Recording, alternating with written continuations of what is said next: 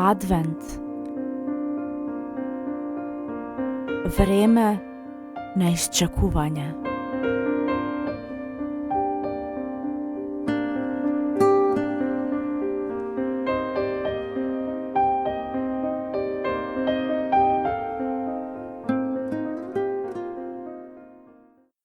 Braćo i sestre, jutro slušamo ovu riječ o gozbi. Evo, kako smo samo požršeni kad nas netko pozove na jednu veliku svečanost, na jednu veliku gozbu, to nas se raduje. Gozba je u svim nekako kulturama jedan poseban znak jednog događaja. Evo, gozbama se uvijek na neki način slavila pobjeda. A u prvom čitanju, baš mi danas možemo slušati, prorok poziva na mesijansku gozbu. Biće to, kaže, najveća gozba, jer okuplja sve narode, sve puke. Bog poziva za svoj stol. Bog prostire svoj stol u pustinji ovog svijeta. Kao za nas, za razliku od ovih koji su slušali Izaiju u to vrijeme, je radost da možemo slaviti Euharistiju. I nam se Bog daruje na jedan poseban i dubok način, gdje si svatko od nas u sakramentu Euharistije može sjediniti sa svojim Bogom. Euharistija, ona izgrađuje crkvu, a krv Kristova, ona daje život. Život daje crkvi. Valja nam se zadržati s tim, s vjerom kad primamo Isusa u svetoj pričesti, da moj Bog dolazi k meni, da se sjedinjuje sa mnom, želi da mu govorim i želi da ga pustim, da on govori meni. Sada kad je na poseban način o sakramentu svete Euharistije prisutan u meni, on mi želi govoriti. Ove riječi proroka Izaije su i riječi utjehe, koji nose mir u naše nemire, unose sigurnost u naše nesigurnosti, hrabrost u naše strahove. Kaže da će Bog raskinuti sve zastore koji nas dijeli i okupiti u zajedništvu sa sobom. Biće to slavljenje velike pobjede, pobjede na smrću, braćo i sestre. Na tu pobjedu nas naš Bog poziva. To je radosna vijest koju donio Isus. Jer smrt nije naš konačni cilj. Trpljenje i patnja nisu trajna oznaka čovječanstva. Cilj je konačna pobjeda u Kristu. Izbavljenje, spasenje. Na to nas Bog poziva. To je pripravio onima koji ga ljube. Baš u Evanđelju možemo slušati kako je Isus okupljen, kako Isus nalazi među ovim mnoštvom koji imaju svi svoju potrebu. To je radosna vijest, da se Božje milosrđe zaustavlja na siromasima, na bolesnima, na hromima. Gospodine, i ja sam hrom. Evo, želim prohodati unatoč svojim zdravim nogama. Slijep sam unatoč očima i gluh sam unatoč svojim ušima. Dotakni kroz ovo vrijeme došašća moje srce, da mogu gledati srce, da mogu gledati iz vjere i da možeš probiti moju gluhoću, da ja mogu primiti i čuti tvoju riječ, koja je uvodi u ovo bogatstvo, evo, konačne gozbe, koju ćemo slaviti jednog dana u nebu. Amen.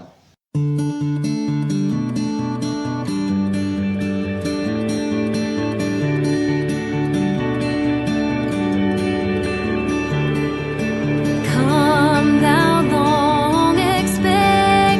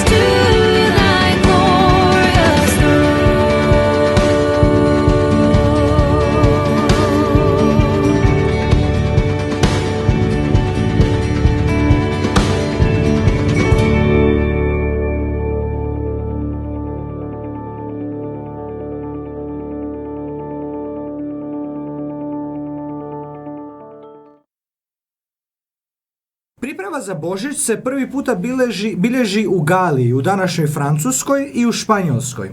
I ta priprema je trajala samo 3 tjedna.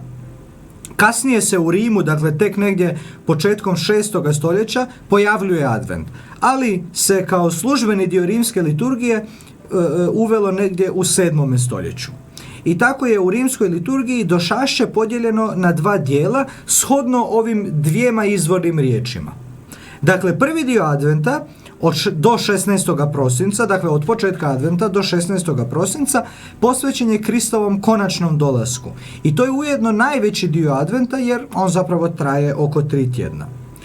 U ovome dijelu čitaju se poznati proročki spisi, a osobit je naglasak stavljen na proroka Izaiju, koji je zapravo najveći starozavjetni prorok mesijanskoga očekivanja.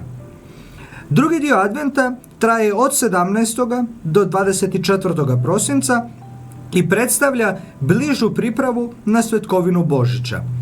To je dan kada je Krist Gospodin postao čovjekom. Ovaj dio traje dakle samo nekih 7 do 8 dana i zato je i manji dio adventa. U vrijeme adventa vrlo su poznati adventski vijenci koji se izrađuju zapravo po cijelome svijetu. Ti adventski vijenci, vjerujem da svi znate, imaju kružni oblik i na njemu se postavljaju 4 svijeće koje označavaju 4 tjedna adventskog pripravljanja na Božić. Nekakva povijest ovoga adventskoga vijenca potječe zapravo iz protestantskih crkvi, počinje negdje u 18. stoljeću, dakle u protestantskim crkvama, ali vrlo brzo zapravo to prelazi i na katoličku crkvu i počinje se na neki način sve masovnije i masovnije širiti među katoličkim pukom. Ono što je vezano uz taj vijenac zanimljivo jeste da taj vijenac zapravo predstavlja onu Božju neizmjernost, dakle taj krug koji nikada ne završava. Dakle, kako god pogledate, on nema kraja i ukazuje upravo na Božju beskonačnost. A 4 svijeće koje su na njemu postavljene, kao što već rekoh, pretpostavljaju, odnosno simboliziraju 4 tjedna adventa. Tako se svaki tjedan pali po 1 svijeća. Tako prvoga tjedna upalimo 1 svijeću, drugoga tjedna 2 svijeće, trećega tjedna 3 svijeće i 4. tjedna sve 4 svijeće. I tako zapravo pokazujemo kako je Krist, odnosno punina toga svjetla, kada upalimo sve 4 svijeće, je zapravo stigao, odnosno uskoro stiže.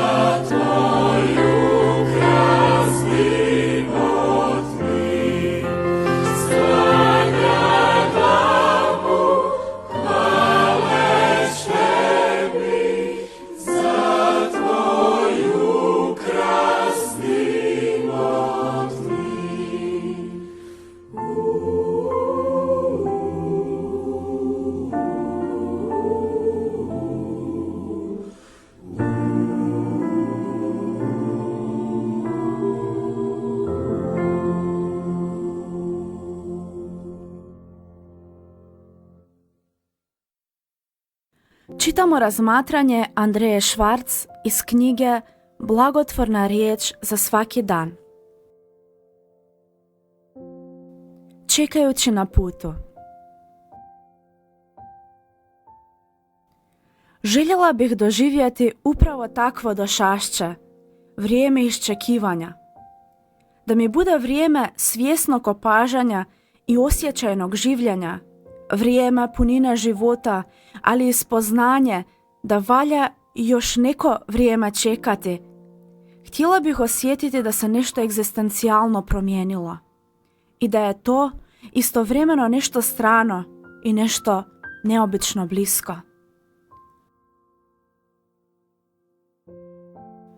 Htjela bih zadržati strah pred novim, a istovremeno ga s velikim čežnjom iščekivati. Htjela bih skrivati i biti skrivana, brižno paziti na sve što izvana činim, a ipak osluškivati svoju nutrinu.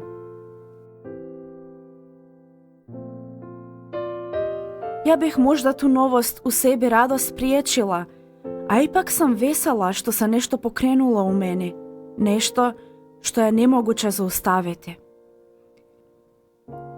Htjela bih umaći svoj toj zbrci te krenuti na put k ljudima kojima se događa isto što i meni, a pritom novo ipak doživjeti zasebno, u samoći, sasvim osobno.